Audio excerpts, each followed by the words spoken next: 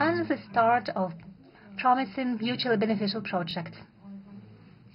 Let me stress, most importantly, when we conceived and proposed this forum, it was initially intended to show what multifaceted opportunities our cooperation can offer, and to make it clear the Russian delegation did not only come in order to discuss energy issues and sign contracts for the supplies of oil and gas. What we want is development of our multifaceted relations with India on various fields. His Excellency Prime Minister stressed on many occasions in our private talks that India has vast and growing opportunities in many fields, but up until now they haven't been used to the extent both parties want to see it. That is exactly the reason why we convened this forum.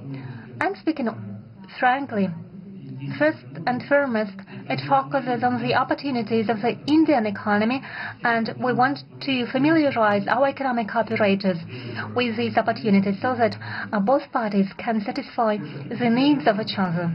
It is essential, since those are solid and multifaceted ties between Russian and Indian businesses that are one of the main pillars of special and privileged strategic partnership of our countries.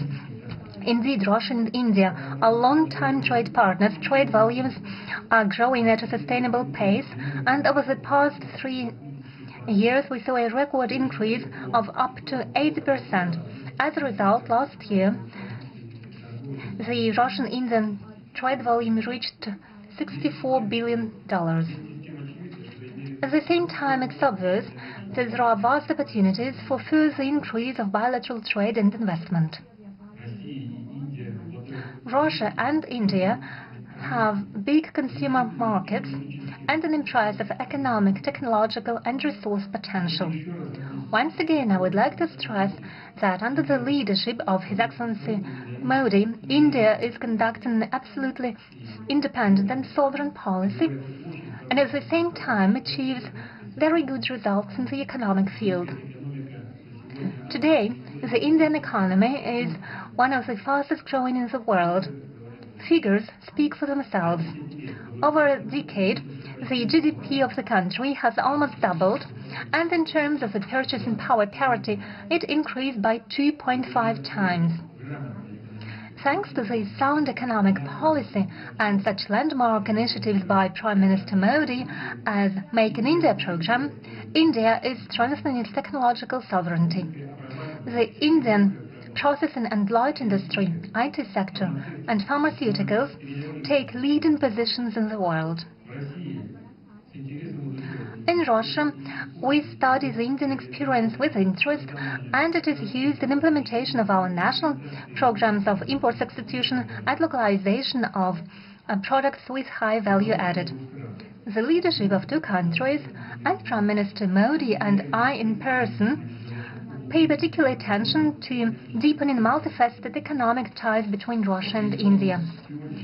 Following today's negotiations, we adopted the program for the development of Russian and Indian economic cooperation. This comprehensive document aims at making sure that we can achieve the goal Mr. Modi and I set for ourselves, so that we can increase the trade volume by 2030 to $100 billion.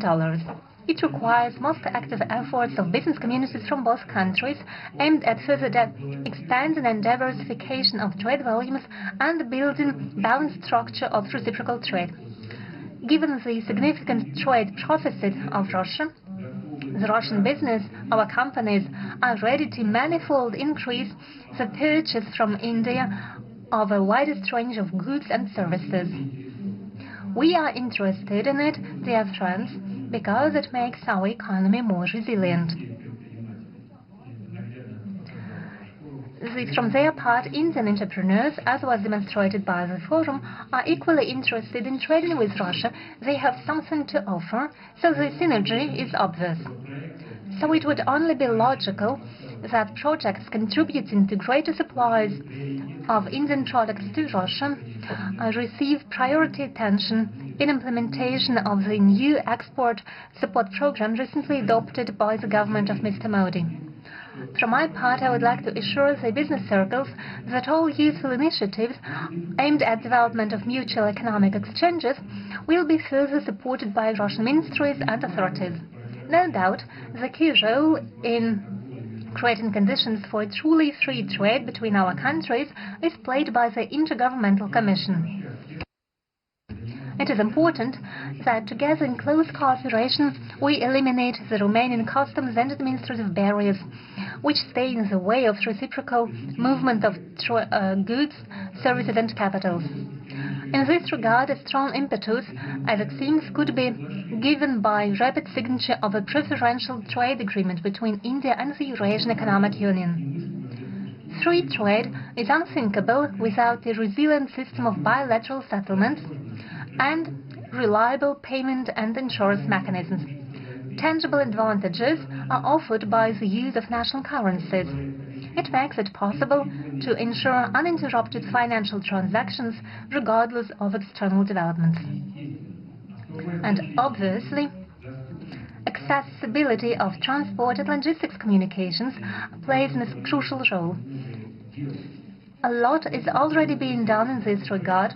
Implementation of the project to create the corridor south-north from Russia and Belarus to the Indian Ocean is ongoing, and infrastructure modernization of the Northern Sea route is being modernized in order to use it for the supplies of Indian goods to the world markets.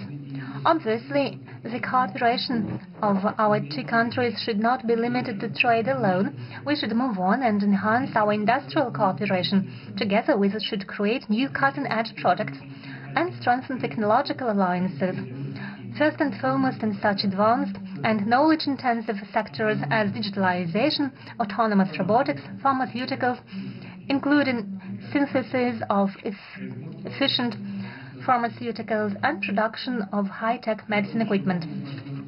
We are ready for broad cooperation with India in the field of artificial intelligence, where our countries have already advanced a lot. Russia is interested in participating in the, as I've just mentioned it to Prime Minister, we are ready to participate in the Summit on Artificial Intelligence scheduled to take place in India in February 2026.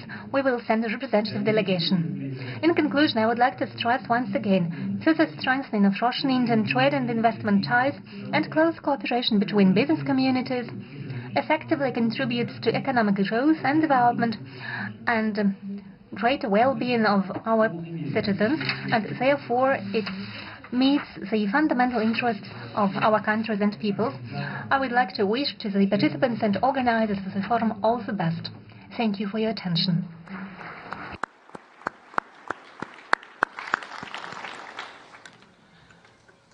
Thank you, Excellency, for sharing your vision on the immense potential of bilateral trade.